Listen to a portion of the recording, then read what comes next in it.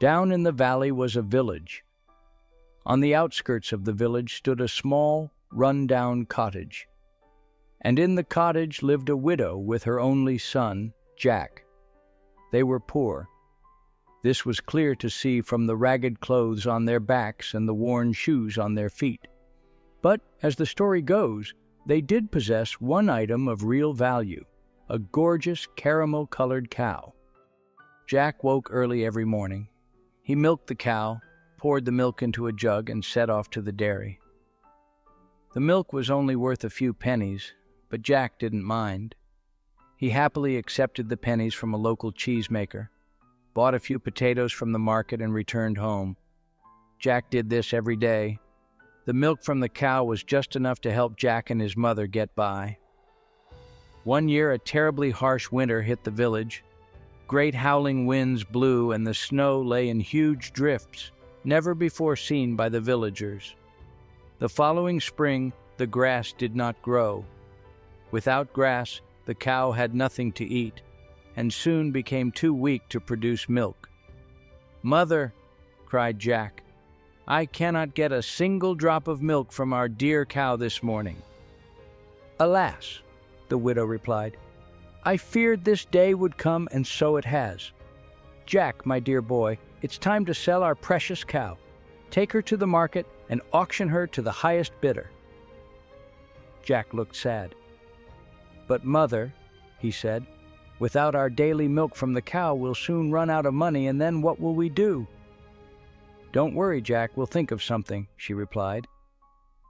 Jack set off down to the village with the cow. Before he reached the market, he came across a friendly butcher. The butcher wore a blue and white striped apron, a straw hat, and carried a small green drawstring bag. The butcher approached Jack. "Hey, what a fine cow you have there, young man," he said, patting the cow firmly. "I'm selling her," replied Jack. "Are you indeed?" "Yes," said Jack. "My mother told me to go to the market and only sell her to the highest bidder, for she's extremely valuable." "I can see that," replied the butcher. "That is why," he continued, "I'm going to give you a once-in-a-lifetime offer, an offer worth no less than 1,000 times what you will receive from anyone else at the market." Jack looked up at the butcher in awe. "What is this offer?" asked Jack. "Magic beans," said the butcher, stepping forward and opening the little green pouch. Jack peered inside. "Mothers, life for the better." Jack reflected for a moment. 1,000 times more valuable, he thought to himself, and something that will help my mother. "Very well," said Jack. He exchanged the cow for the little pouch containing the 3 magic beans and returned home. Jack told his mother of the butcher and the beans, and then watched in horror as her ashen face turned puce. "You've done what?" she bellowed. But, mother," stammered Jack. "The man said they were magic beans and and they would help us. And..." He stopped before he could finish the sentence. Even Jack, now hearing these words coming out of his own mouth for the first time, could not believe what he was saying. It sounded ridiculous, and he suddenly felt overwhelmed with shame. He began to sob. "Oh, Mother," he cried, "I'm so sorry.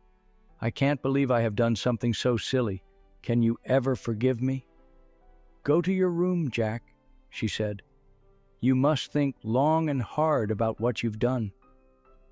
Still clasping the little pouch of beans, Jack turned, trudged upstairs to his bedroom, and closed the door. He tipped the beans into his palm and then sat on the edge of his bed staring at them. "How could I have been so stupid?" he said to himself angrily. "I mean, look at them. 3 blinking, measly little beans in exchange for a whole cow? What was I thinking?" In a fit of rage, he clenched his fist and tossed the beans out of the window, then curled up on the bed and fell into a deep sleep.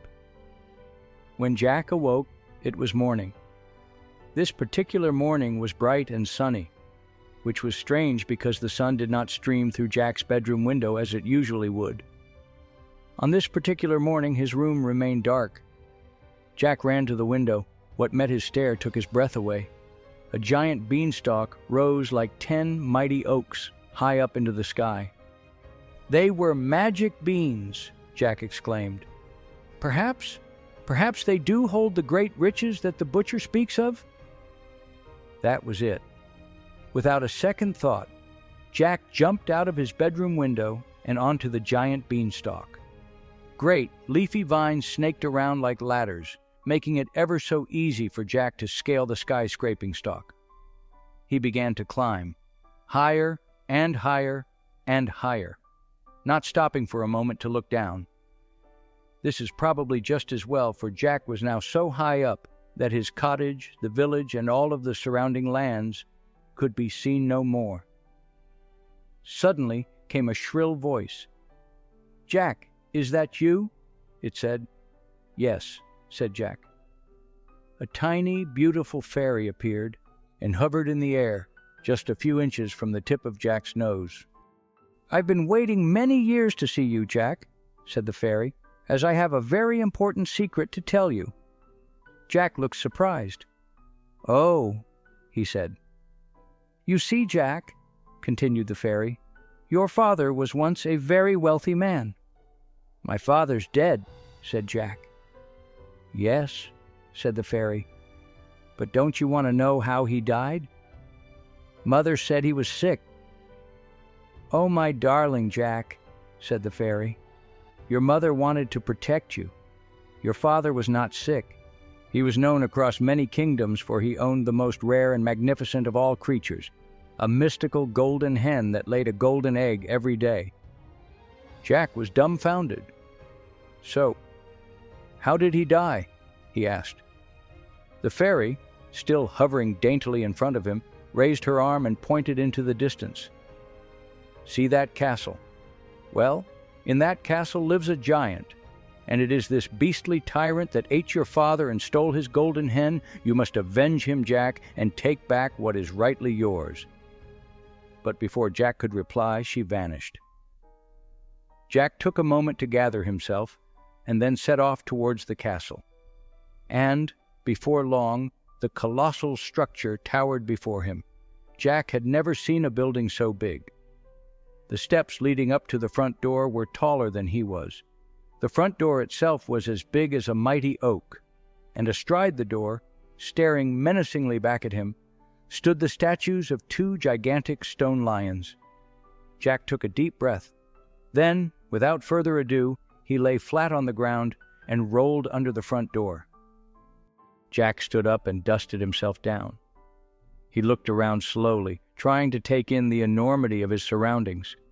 Huge, intricately carved wooden doors lined the hallway in front of him, and a rug, the length of a dozen London buses, lay upon the cold stone floor. It was quite something to behold, and then all of a sudden the ground began to tremor, followed by the sound of almighty footsteps. Thud, thud, thud. Suddenly a door crashed open. The giant appeared momentarily with the golden hen clenched firmly in the palm of his hand. Without stopping, he marched forward and flung open the kitchen door. Jack darted across the hallway, making sure not to be seen, followed the giant into the kitchen. "Where's my dinner?" bellowed the giant. "It's coming, dear," said his wife. The giant sat down at the kitchen table and carefully placed the golden hen out in front of him. Jack quickly snuck behind a table leg. "Oh, I do wish you wouldn't put that thing on the dinner table," said his wife, laying an enormous bowl of steaming stew in front of the giant. The giant glared at her. "That thing is my golden hen," boomed the giant, "and she's due to lay her daily golden egg at any mo—" He stopped. Then, looking around very slowly, the giant raised his nose into the air, sniffed, and then hollered, "Fee, fi, fo, fum, I smell the blood of an Englishman." "Don't be silly, dear," said his wife. You haven't eaten a human since the day you stole that wretched hen." "I can smell him," he roared. "Eat your dinner, dear," she replied calmly, "before it gets cold." The giant ate his stew, and then, without a moment's warning, his head hit the table and he fell fast asleep. "This is my chance," thought Jack. He quickly shimmied up the table leg, grabbed the tablecloth, and hauled himself up. Then, hardly daring to breathe for fear of waking the giant, he crept forward across the tabletop, carefully placed the golden hen under his arm, and made a beeline for the open window at the end of the table. "By Jove, I've done it," he thought. Then, to Jack's horror, came an almighty scream from the giant's wife. "Ah! Ah! Ah! Ah! A boy!" she cried. The giant awoke with a start, enraged by what he had heard. "Where?" he roared. "There!" screamed his wife, pointing at Jack, who was now sprinting at top speed towards the window. "And he's got your golden hen." The giant made a lunge for Jack, but it was too late. Jack escaped through the open window and made it back down the beanstalk to safety. After returning to the ground, Jack cut down the magical beanstalk, and neither the giant nor his wife were ever seen again. And, true to the fairy's word, the hen laid one golden egg each day.